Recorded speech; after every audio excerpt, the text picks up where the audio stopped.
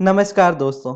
जब भी हम लॉ ऑफ अट्रैक्शन को फॉलो करना स्टार्ट करते हैं तो शुरुआत में हमें यही चीज़ पता चलती है कि अगर हमें यूनिवर्स से कुछ चाहिए तो हमें उसके लिए क्लियर होना पड़ेगा कि हमें क्या चाहिए। क्योंकि अगर हम कंफ्यूजन में रहेंगे, मुझे ये चीज़ चाहिए या वो चीज़ चाहिए, तो इसमें यूनिवर्स हमारी मदद नहीं कर पाएगा और हमें दोनों में से कुछ भी नहीं मिलेगा।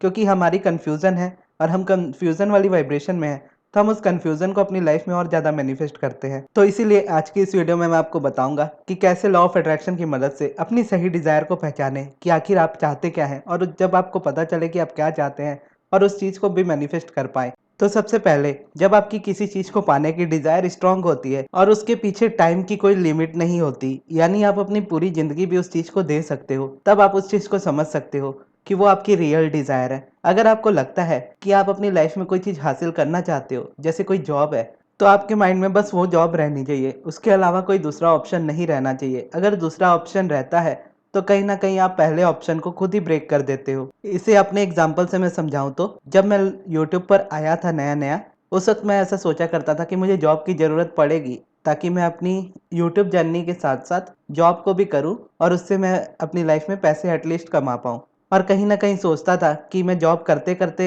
यूट्यूब को करूँगा तो मेरे लिए अच्छा रहेगा। लेकिन अंदर से मैं नहीं चाहता था। मैं चाहता था कि मैं बस यूट्यूब ही करूँ, क्योंकि उसी में मुझे खुशी मिलती थी। और मैंने ट्राई करने की कोशिश भी की, लेकिन जब जॉब करने गया तो कुछ इस तरीके का कॉन्ट्रास्ट आया, इस तरीके की सिचुएशन बनी लाइफ में कि जॉब का ख़्याल मेरे माइंड से हमेशा के लिए निकल गया और बची सिर्फ़ एक चीज़, यूट्यूब। मैंने अच्छी से अच्छी, बेस्ट से बेस्ट जॉब छोड़ दी थी। उसके बाद मैंने यूट्यूब को चुना, और फिर जब यूट्यूब ने मुझे दिया तो इस तरीके से दिया कि उस वक़्त तो मैं अपने ऊपर पूरा भरोसा करता था कि मैं ये चीज़ हासिल कर लूँगा। लेकिन हर कोई नहीं करता था। लेकिन अब कोई भी मुझे देखता है ना, तो उसे विश्वास होता है कि गगन ने अगर कहा है तो वो कर लेगा।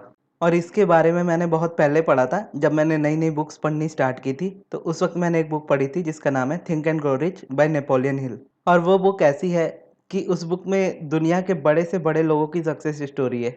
जैसे फ़ोर्ड कंपनी है, उसमें हेनरी फ़ोर्ड की सक्सेस स्टोरी है, और अमेरिका के जितने बड़े से बड़े अरबपति थे उनकी स्टोरी है। और थॉमस एडिसन की भी स्टोरी है, जो कि साइंटिस्ट थे।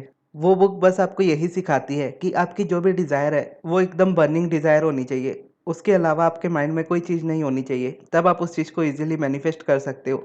और हॉलीवुड के जो एक्टर हैं, जिनका नाम है आर्नोल्ड श्वार्ज़नेगर, जो पूरी दुनिया के नंबर 1 बॉडी बिल्डर रहे हैं, और उसके बाद उन्होंने हॉलीवुड में एक्टिंग भी की, हॉलीवुड के एक बहुत बड़े सुपरस्टार भी बने, और उसके बाद अमेरिका के गवर्नर भी बने। जबकि वो अमेरिका कंट्री से थे ही नहीं, वो ऑस्ट्रिया के रहने वाले थे। लेकिन उन्होंने कभी भी अपने गोल से अपने माइंड को हटाया नहीं। उनको जो चीज़ चाहिए थी वही चीज़ उन्होंने हासिल की। उसके अलावा दूसरी चीज़ पर उनका ध्यान ही नहीं गया कभी। जब बॉडी बिल्डिंग की तो बॉडी बिल्डिंग में भी नंबर 1 रहे, एक्टिंग की तो सुपरस्टार भी नंबर 1 रहे। वो अपनी सक्सेस का राज सिर्फ 3 चीज़ों में बताते हैं। सबसे पहले तो उन्होंने कभी भी प्लान बी पर फोकस नहीं किया। उन्हें जो चाहिए बस वही चाहिए। दूसरा, वो हर उस इंसान से दूर रहे जो उनसे ये कहते थे कि जो आप चाहते हो वो पॉसिबल नहीं है। उन्होंने कभी किसी की बात नहीं सुनी। और तीसरी, वो बात कहते थे कि कड़ी मेहनत करो, यानी अपने गोल के लिए आपको जो भी करना पड़े वो करो। और अगर आप मेरी वीडियोस देखते हो तो मैं हमेशा कहता हूँ कि एक्शंस नेचुरल होते हैं, और इसमें आर्नोल्ड कह रहे हैं कि एक्शंस आपको लेने चाहिए और आपको कड़ी मेहनत करनी चाहिए। लेकिन उनका ये अलाइनमेंट ही है,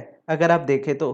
क्योंकि एक तो उन्होंने कभी भी प्लान बी नहीं रखा, उनको वही चाहिए जो उनको चाहिए। और दूसरा, दुनिया जो भी बोले वो किसी की नहीं सुनने वाले, यानी उनका फोकस इतना क्लियर था कि उनके लिए एक्शन एकदम ईज़ी हो गया था। और जब वो बॉडी बिल्डिंग भी करते थे तो वो हमेशा कहते थे कि मेरे अराउंड जितने भी बॉडी बिल्डर्स होते थे, सब बहुत पेन को फ़ील करते थे। जब वो वेट को उठाते थे तो उनको बहुत ज़्यादा प्रॉब्लम होती थी। लेकिन मेरा हमेशा ये मानना रहता था कि जब मैं वेट को भी उठा रहा हूँ, चाहे जितना भी वेट मैं उठा रहा हूँ, मेरे चेहरे पर हमेशा स्माइल रहनी चाहिए। और वो चेहरे पर स्माइल के साथ ही हैवी से हैवी वेट्स को उठाते थे। और लोग देखकर हैरान रहते थे कि वो इतने हैवी वेट्स इतनी ईज़िली कैसे उठा पाते हैं। तो जब आप अलाइनमेंट में होते हैं और उसके बाद आपके एक्शंस इतने ज़्यादा ईज़ी और एफर्टलेसली हो जाते हैं कि आप अपने आप को चाहकर भी उस एक्शन को करने से रोक नहीं पाओगे। जैसे मेरे साथ हुआ था, जब मैंने जॉब ना करने का फैसला लिया था और ये डिसीजन लिया था कि मैं बस यूट्यूब ही करूँगा, तो उसके अलावा सारी चीज़ें मेरे माइंड में से निकल गई थी। अब बचा था सिर्फ यूट्यूब। तो एक चीज़ पर फोकस करना मेरे लिए ईज़ी था। जबकि पहले ऐसा होता था कि जॉब करूँ, यूट्यूब करूँ, दोनों साथ में करूँ, इस चीज़ में माइंड कन्फ्यूज़ रहता था। जब इस चीज़ की क्लैरिटी मिल गई कि यूट्यूब है, इसके अलावा कुछ नहीं करना,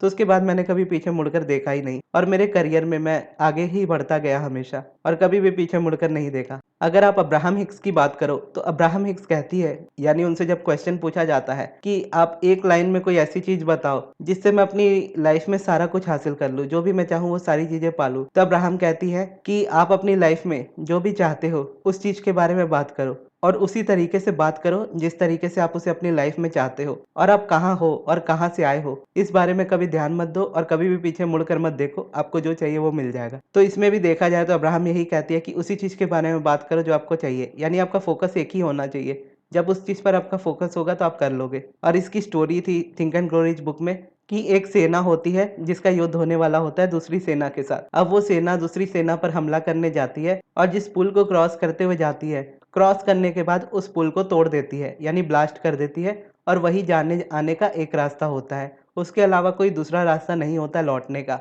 अब वहां पर जब वो जाते हैं तो उनके जो लीडर होते हैं वो अपनी टीम को कहते हैं, यानी अपने सैनिकों से कहते हैं कि अब हम यहाँ पर आ चुके हैं और हमने पीछे के सारे पुल जला दिए हैं। अब हम चाहकर भी पीछे मुड़कर वापस नहीं जा सकते। अब यहाँ पर युद्ध होगा, या तो हम मरेंगे या तो हम जीतेंगे। अगर आपको जीना है अपनी लाइफ में तो यहाँ से जीत कर ही निकलेंगे, अदरवाइज हम नहीं निकलेंगे। और उसके बाद युद्ध होता है तो वो युद्ध जीत जाते हैं। वो इसीलिए जीत जाते हैं क्योंकि उन्होंने पीछे मुड़ने के सारे रास्तों को बंद कर दिया था और उन्होंने उसी पर फोकस किया जो उनको चाहिए था, और उस चीज से निकले वो, और उस चीज से जीत कर निकले। और एक स्टोरी थी थिंक एंड ग्रो रिच में जिसका नाम है सोने से 3 फीट दूर, यानी जो गोल्ड होता है, गोल्ड माइन में वो इंसान काम करते थे और उनको पता चला था कि गोल्ड मिल जाएगा उनको, अगर वो खुदाई करते हैं तो उस गोल्ड से वो अमीर बन सकते हैं। तो जब उन्होंने बहुत सारी मशीनें खरीद ली और उसके बाद माइन में जाकर उसको खोदने लगे तो शुरू शुरू में उन्हें कुछ नहीं मिला, यानी शुरू शुरू में थोड़ा बहुत मिला, उसके बाद धीरे धीरे जैसे जैसे खोदते गए कुछ भी नहीं मिल रहा था, और धीरे धीरे जो थोड़ा थोड़ा सोना मिल रहा था वो भी कम होने लगा, और एट दी एंड वो जाके बंद हो गया। और उसके बाद बहुत खोदा उन्होंने, वो चीज उन्हें नहीं मिली। तो उसके बाद उन्होंने क्या किया कि उन्होंने अपने सारे इक्विपमेंट्स जो खरीदे थे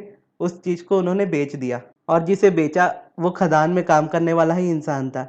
वो इतना जानता था कि इस सामान को उन्होंने बेचा तो है, लेकिन उन्हें नहीं पता था कि उन्हें गोल्ड मिलने वाला था, तभी उन्होंने उस चीज को बेच दिया। तो उसके बाद जिनको उन्होंने अपने सामान बेचे थे उन्होंने एक एक्सपर्ट को बुलाया, एक इंजीनियर को बुलाया जो उस माइन का इंस्पेक्शन कर सके, क्योंकि उनके माइंड में ये था कि कुछ भी एक्शन लेने से पहले हमें एक्सपर्ट की राय ले लेनी चाहिए। तो जब उन्होंने उसे बुलाया, उस एक्सपर्ट को बुलाया, तो उस एक्सपर्ट ने इंस्पेक्शन करके बताया कि जहां पर उन्होंने खुदाई बंद की है उससे 3 फीट दूर ही सोना है, यानी गोल्ड है, और उन्हें ये बात पता नहीं थी, इसलिए उन्होंने इस चीज को बेच दिया। एक तरीके से उन्होंने बुक में ये बताया था कि इस चीज को फॉल्ट लाइन बोलते हैं, कि यूनिवर्स एक तरीके से इस तरह की सिचुएशन बना देता है कि आप जो चीज पाना चाहते हो उसे जब पाने वाले होते हो तो वो चीज अचानक से गायब हो जाती है, यानी मिलने वाली होती है, मिलते मिलते रह जाती है, और बहुत से लोग वहीं पर डिमोटिवेट होकर उस चीज को छोड़ देते हैं, जबकि सक्सेस उससे थोड़ी ही दूर होती है, वहीं पर आपको टिके रहना होता है। और जब ये बात उसे पता चली, जिसने उनसे इक्विपमेंट्स खरीदे थे, तो ये बात पता चलने के बाद उसने खुदाई की और 3 फीट दूर बाद उसे गोल्ड सारा मिल गया और वो अमेरिका का एक अमीर आदमी बन गया। और उसके बाद जब उस इंसान को पता चला जिसने वो सामान उनको बेचे थे, तो उन्होंने ये डिसीजन ले लिया कि आज के बाद मैं कभी भी किसी चीज को क्विट नहीं करूंगा। यानी वो एक सेल्समैन थे, तो वो कहते थे कि जब भी मैं सेलिंग करने जाऊंगा, किसी को अपना प्रोडक्ट बेचने जाऊंगा, तो किसी के ना कहने पर मैं कभी नहीं रुकूंगा, क्योंकि मुझे जो चीज चाहिए वो मुझे चाहिए। और उसके बाद वो पर्सन को तो गोल्ड मिला ही, और उस पर्सन ने सेल्स से उससे ज्यादा पैसे कमा लिए, यानी वो एक अमेरिका के बहुत अच्छे सेल्समैन बन गए, क्योंकि उन्हें ये बात समझ में आ गई कि कभी भी प्लान बी की तरफ नहीं भागना है। एक बार जिस चीज के पीछे आप पड़ गए तो पड़ गए, और उसमें तब तक आप जाते जाओ जब तक आपको वो चीज मिल ना जाए जो आपको चाहिए। और यही सोने से 3 फीट दूर वाली गलती हम हमेशा अपनी लाइफ में करते हैं, यानी जब भी हम कोई चीज़ की स्टार्टिंग करते हैं तो हम उसे कुछ दिन तक बहुत अच्छे से करते हैं। जैसे एक माइंड में लोगों के हमेशा क्वेश्चन होता है कि अगर हम पॉजिटिव एस्पेक्ट लिख रहे हैं तो कितने दिन लिखे, मेडिटेशन कर रहे हैं तो कितने दिन करें, जबकि ये क्वेश्चन होना ही नहीं चाहिए। अगर आपने मेडिटेशन करना स्टार्ट किया है तो उसे लाइफ टाइम करना है, क्योंकि आपकी जो भी डिज़ायर है, अगर वो सच में डिज़ायर है तो उसे किसी भी हालत में आपको नहीं छोड़ना है, और उसमें आपको तब तक अलाइनमेंट क्रिएट करनी है जब तक आप कर ना लो। और अलाइनमेंट भी ऐसा नहीं होता कि एक डेस्टिनेशन की तरह है कि जहां आप एक जगह से दूसरी जगह पहुंच गए। अलाइनमेंट एक जर्नी की तरह है जहां पर आपको हमेशा चलते रहना होता है, यानी अलाइनमेंट में आने के बाद भी आपको अलाइनमेंट को हमेशा बढ़ाते रहना होता है। तो जब हम 21 दिन तक मेडिटेशन करते हैं और बोलते हैं कि इससे कुछ चेंजेस नहीं हो रहा, और उसके बाद ही हम उसे छोड़ देते हैं, जबकि हमें पता नहीं होता कि उस चीज को हम कंटिन्यू करते रहेंगे तो ही वो चीज़ हमारी लाइफ में आएगी जो हमें चाहिए। और यही एक एफर्ट बस हमें लेना होता है कि हमें अलाइनमेंट को लेकर थोड़ा एफर्ट डालना पड़ेगा, ताकि हमारी पूरी लाइफ एफर्टलेस हो जाए। यानी अगर हम मेडिटेशन ही नहीं कर पाएंगे और बोलेंगे मेडिटेशन ही मुझसे नहीं होता, तो आपकी डिज़ायर कैसे आपके पास आ पाएगी? यानी अलाइनमेंट के लिए जो स्टेप लेना होता है, उस स्टेप में ही आप नहीं आगे बढ़ पा रहे, तो आने वाले टाइम में आप क्या एक्शन ले पाओगे? यानी वो एक्शन आप नेचुरल कैसे कर पाओगे अपने लिए? पहले मुझे वीडियो बनानी होती थी, मैं नहीं बना पाता था। मुझे ये भी समझ नहीं आता था कि मैं कौन से टॉपिक पर वीडियो बनाऊँ। लेकिन जैसे-जैसे मैं मेडिटेशन करता गया, तो मेडिटेशन में ही वो चीज़ें मुझे रिवील होती गई। मैंने एक रूटीन के थ्रू लॉ ऑफ अट्रैक्शन को फॉलो किया अपनी लाइफ में, और उस रूटीन ने मुझे आगे बढ़ा दिया। वो रूटीन में जैसे-जैसे आगे बढ़ता गया, तो रूटीन मेरी हमेशा चेंजेस होते रहे रूटीन में। यानी कभी मैं पॉजिटिव एस्पेक्ट लिख रहा हूँ, कभी मेडिटेशन कर रहा हूँ, कभी ग्रैटिट्यूड वॉक कर रहा हूँ, कभी स्क्रिप्टिंग कर रहा हूँ, कभी अफर्मेशंस पढ़ रहा हूँ। ये सारी चीज़ें अलग-अलग तरीके से चलती थी, लेकिन एक मेडिटेशन हमेशा कंपल्सरी रहता था और आज भी रहता है। तो एक रूटीन बनाकर हमें चलना होता है अपनी लाइफ में। जब हम रूटीन के साथ चलते हैं, तो उस रूटीन के थ्रू हम अपनी लाइफ में चीज़ों को मैनिफेस्ट करते हैं, और वो रूटीन ही आपको हमेशा हेल्प करती है आपकी लाइफ में। क्योंकि लॉ ऑफ अट्रैक्शन के बारे में आप भी सब कुछ जानते हो, आपको भी पता है कैसे सोचना होता है, क्या करना होता है। लेकिन आप कर नहीं पाते, इसका सिंपल रीज़न यही है कि आप अलाइनमेंट में नहीं हो, और अलाइनमेंट में ना होने का रीज़न ये है कि आप एक सही रूटीन को सही तरीके से फॉलो नहीं कर रहे हो। तो अगर आप चाहते हो कि आप लॉ ऑफ अट्रैक्शन की रूटीन को अच्छे से फॉलो करना सीखो, तो आप मुझसे पर्सनल सेशन ले सकते हो। उसके लिए आप मेरे मैनेजर अमृत को कॉन्टैक्ट कर लीजिएगा। उनका कॉन्टैक्ट नंबर मैं आपको मेरे कमेंट बॉक्स में दे दूँगा, और मैं आपसे पर्सनली बात करके आपके तरीके से आपकी रूटीन आपको बना कर दूँगा, जिसको आपको फॉलो करना है। और उसको जैसे-जैसे आप फॉलो करते जाओगे, आपकी लाइफ में से रेजिस्टेंस हटती जाएगी और आप अलाइनमेंट में आते जाओगे, और वही अलाइनमेंट आपको लाइफ में सारी चीज़ें देंगी। बस ये है कि जब आप पर्सनल सेशन मुझसे लोगे, तो उसके बाद जो रूटीन मैं आपको दूँगा, वो आपको मुझसे बिना सवाल किए उसको फॉलो करना होगा, और उसको फॉलो करने से ही आपको रिजल्ट्स मिलेंगे। आपकी जो भी क्वेश्चंस हो, आप मुझसे सेशन में पूछ सकते हो, लेकिन रूटीन को जब फॉलो करने की बारी आएगी, तब आपको बस फॉलो करना है, और ये रूटीन ही आपको अलाइनमेंट में लेकर आएगी। तो ये थी दोस्तों हमारी आज की वीडियो। आपको ये वीडियो कैसी लगी? कमेंट बॉक्स में ज़रूर बताइएगा, और इस वीडियो को यहाँ तक देखने के लिए बहुत-बहुत धन्यवाद।